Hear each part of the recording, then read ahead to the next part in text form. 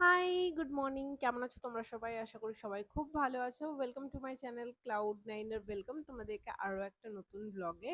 So আমার প্রায় ২ মাস complete হতে গেল আমি গুয়াহাটিতে এসেছি অ্যান্ড জবে থেকে এসেছি প্রায় মেঘলা ওয়েদার দেখেই আমি এখানে জাস্ট এতগুলো দিন কাটিয়ে দিলাম। বাট লাস্ট ২-৪ দিন ধরে এত রোদ দিয়েছে, মানে পুরো কড়া রোদ যেটা হয় না, পুরো সেইরকম। আকাশও মাঝে মাঝে ক্লিয়ার হচ্ছে, আবার মেঘ করে বৃষ্টি চলে আসছে। তো এই ২ মাসে আমি গুয়াহাটিতে এসে কি কি শিখলাম নতুন, আর কি কি চ্যালেঞ্জেস ফেস করেছি, দিনগুলো কিভাবে কেটে যাচ্ছে বেসিক্যালি সেগুলোই তোমাদের সঙ্গে শেয়ার করব। আচ্ছা, এটা সেই রবিবারের ভিডিও যবে আমি কলকাতা থেকে ফেরার পর রবিবারটা পেলাম, মানে এই মাসের সেকেন্ড রবিবার ছিল। তো আজকে সকালেও ঘুম থেকে উঠে দেখলাম মেঘলা ওয়েদার, সো আমার একটু ম্যাগি খেতে ইচ্ছা করছিল। আর আমি কলকাতা থেকে ফেরার পরেই জিমটা জয়েন করেছিলাম, সো এটা আমার লাস্ট প্রায় চিট মিলের মতো ছিল। তো এই জন্য আমি এখানে ভাবলাম যে একটুখানি ম্যাগি খেয়ে নিই, ঘরে ম্যাগির প্যাকেট রাখা আছে এবং জিনিসটা শেষ করতে হবে। তো আমি ভাবলাম যে ঠিক আছে, আজকে একটু সবজি দিয়ে ম্যাগি বানাই। জাস্ট সবজি দিয়ে ম্যাগি খেতে আমার খুব ভালো লাগে। একদম ওই পাহাড়ওয়ালি ম্যাগি হয়, বাট পাহাড়ে এত তো সবজি দেয় না আমি যতটা দিয়েছি। সো মাঝখানে একটু তেল দিয়ে ভাবলাম ডিমও অ্যাড করে দিই, আবার আলাদা করে ভেজে কি দেব।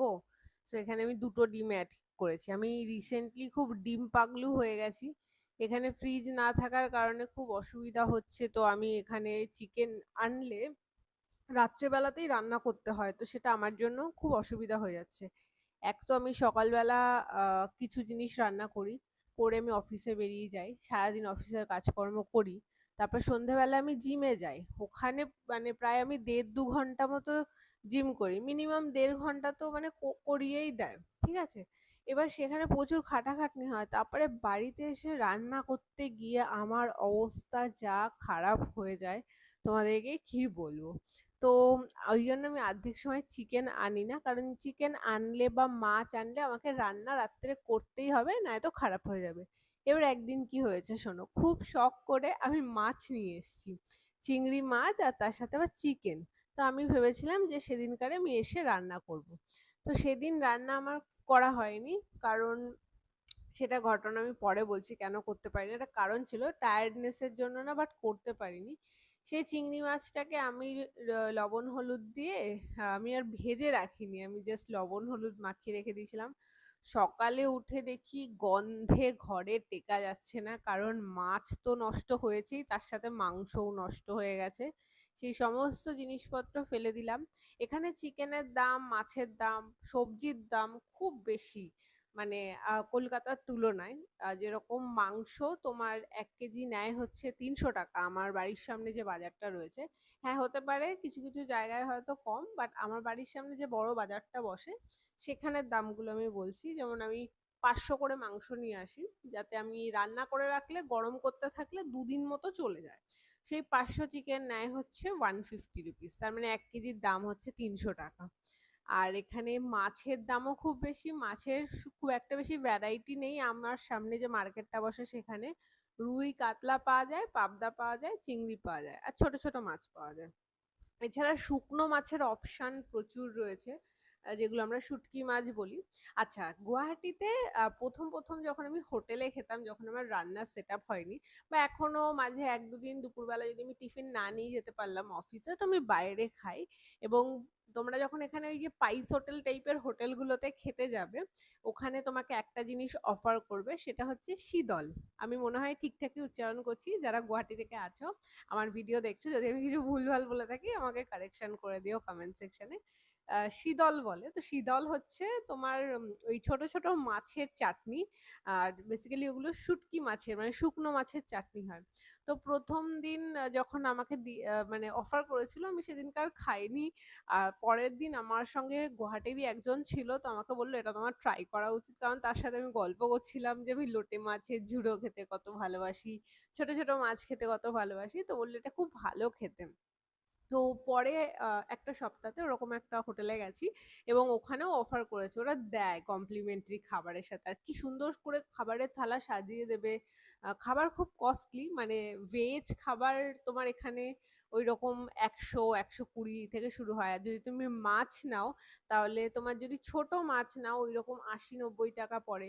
যদি রুই কাতলা নাও তাহলে সেটা আবার 100-150 টাকা। মোট কথা তুমি যদি মাছ ভাত খেতে যাও এখানে তাহলে 220-250 এরকম প্রাইস পড়ে, মোটামুটি তুমি যদি একটু স্ট্যান্ডার্ড কোয়ালিটির হোটেলে খাও।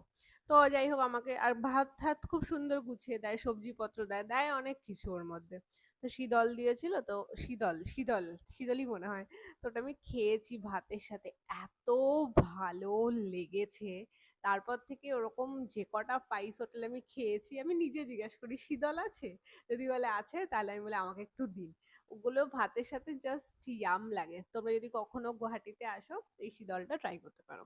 আর একটা যেটা বলবো সেটা হচ্ছে গুয়াহাটিতেও বাংলা চলে। তো গুয়াহাটির বাংলা অক্ষর যে রয়েছে আর আমাদের যে বাংলা অক্ষর রয়েছে সেটার প্রথম যে ডিফারেন্স আমি আমার চোখে পড়ে গুয়াহাটি আসার পর, মানে আমি যেদিন ফার্স্ট আসলাম গুয়াহাটিতে, স্টেশন থেকে নেমে আমি যখন আসছি আমি একটা জিনিস নোটিস করলাম যে আমাদের যেটা র সেটা এখানে ব, আর আমাদের যেটা ব সেটা এখানে র হিসেবে লেখে।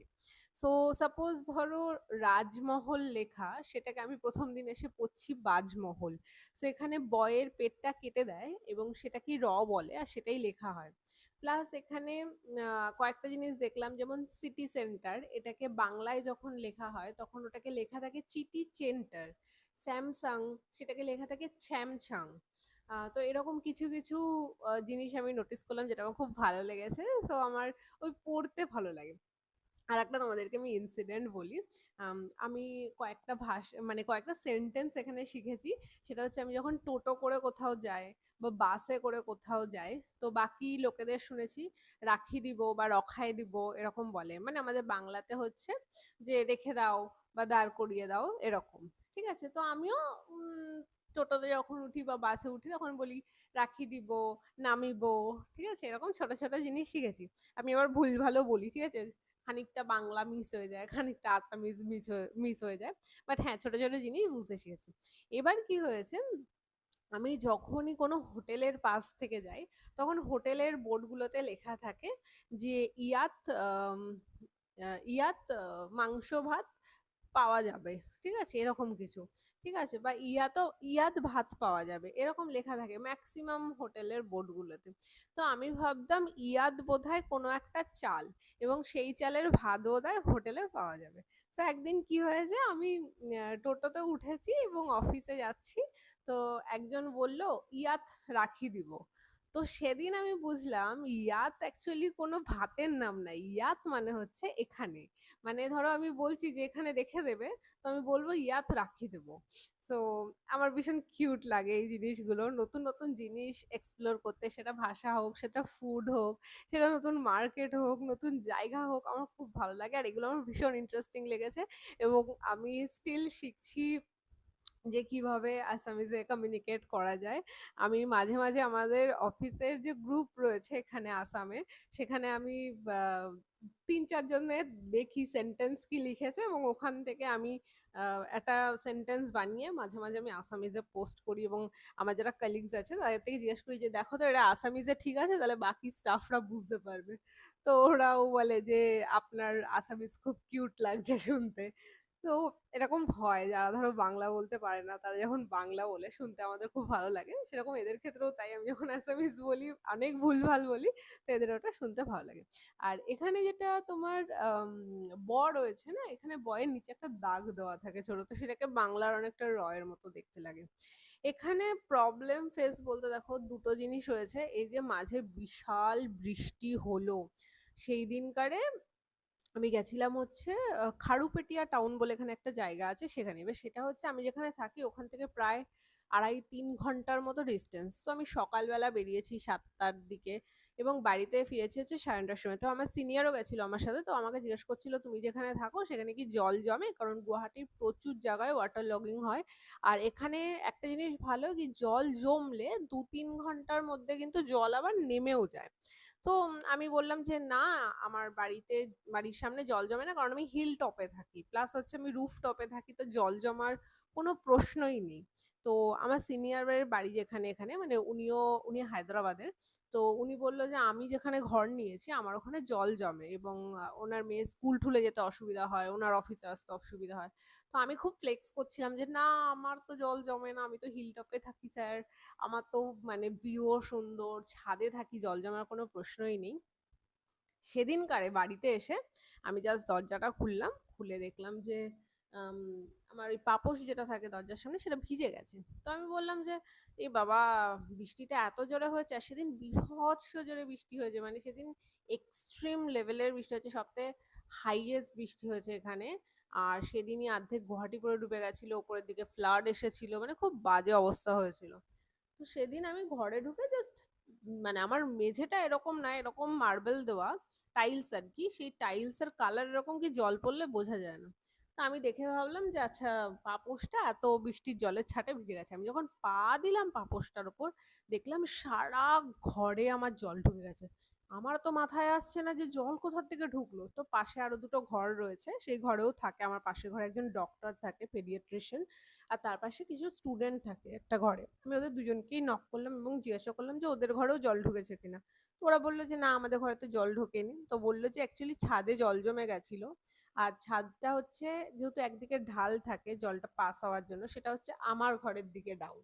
আর আমার ঘরের ভেতরে কোনো এরকম ড্রেনেজ সিস্টেম নেই যে জলটা কোথা দিয়ে বেরিয়ে যাবে, তো সেটা জমে রয়েছে।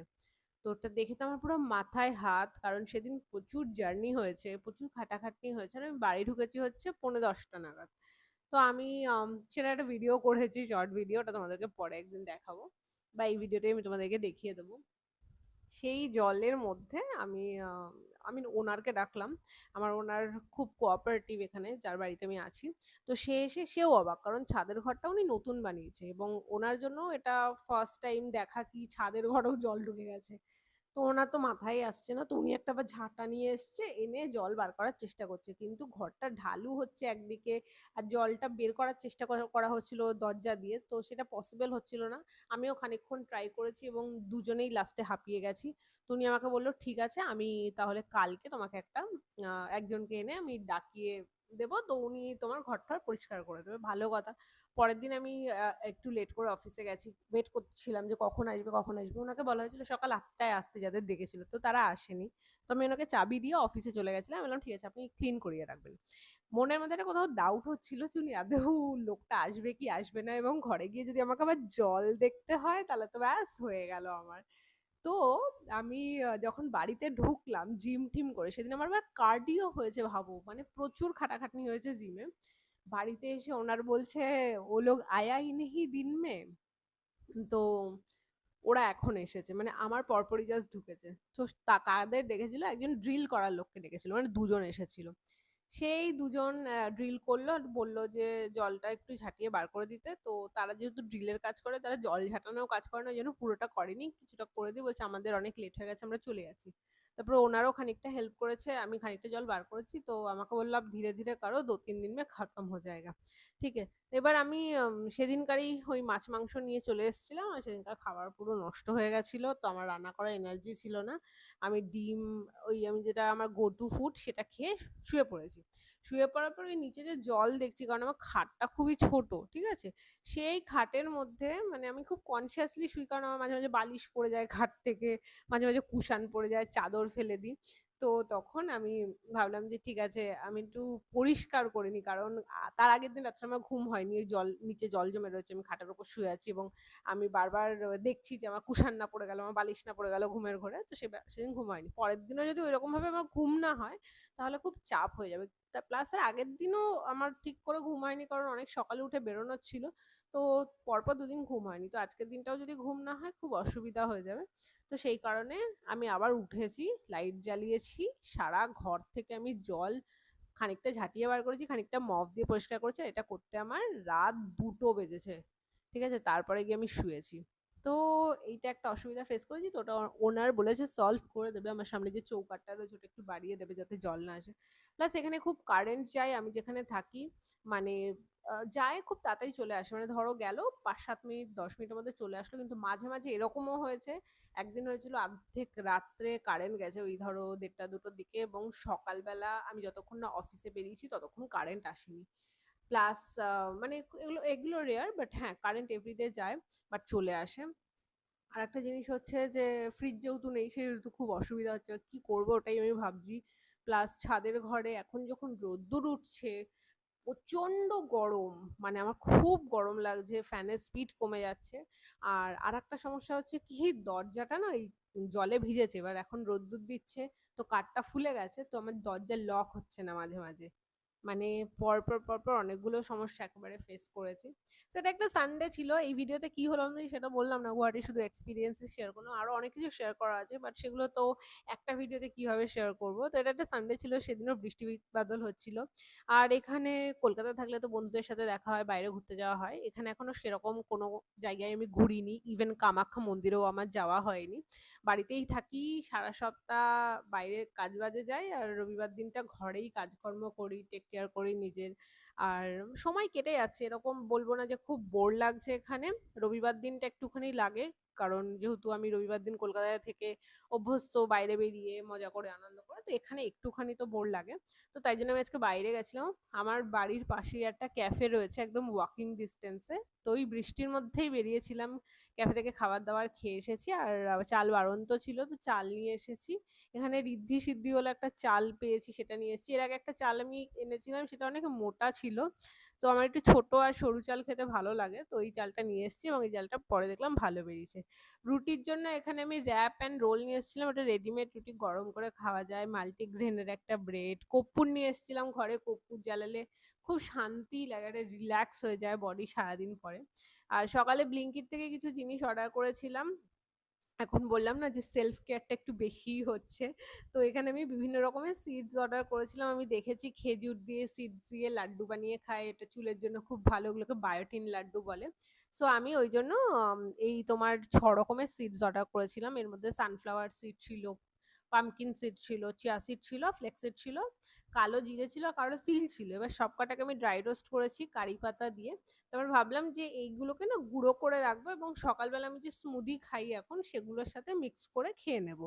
কিন্তু এটাকে যখন আমি ড্রাই রোস্ট করে একটু ঠান্ডা হতে দিলাম, এবং তারপর আমি একটু নিজে চেখে দেখলাম যে কিরকম লাগে দেখি খেতে। এর আগে আমি তোমার এগুলো হচ্ছে খেয়েছি, মানে ওরকম ভাবে খাইনি, আমি টেস্টটা ভুলে গেছিলাম, মানে অনেক দিন আগে খেয়েছি, বাদামের মতো লাগে বেসিক্যালি খেতে, একটু আমার মনে ছিল। বাট এটা গুঁড়ো করার কোনো দরকারই পড়লো না জানো, কারণ এত টেস্টি লাগছিল খেতে, যেরকম নাটি ফিলিং থাকে, নাটি টেস্ট থাকে, সেই রকমই একদম। তো এটাকে আমি আর গুঁড়ো করিনি, বাট এটা এভরিডে সকালবেলা আমি স্মুদির সাথে দিয়ে দিই, মিক্সিতে একেবারে গুঁড়ো হয়ে খেয়ে যায়। এটা আমাদের হেয়ারের জন্য খুব ভালো। সো আজকে ভিডিওটা আমি এই পর্যন্তই রাখলাম, পরের ব্লগে আমি আরো অনেক কিছু শেয়ার করবো তোমাদের সঙ্গে। Thank you so much for watching, bye, I love you all, see you soon.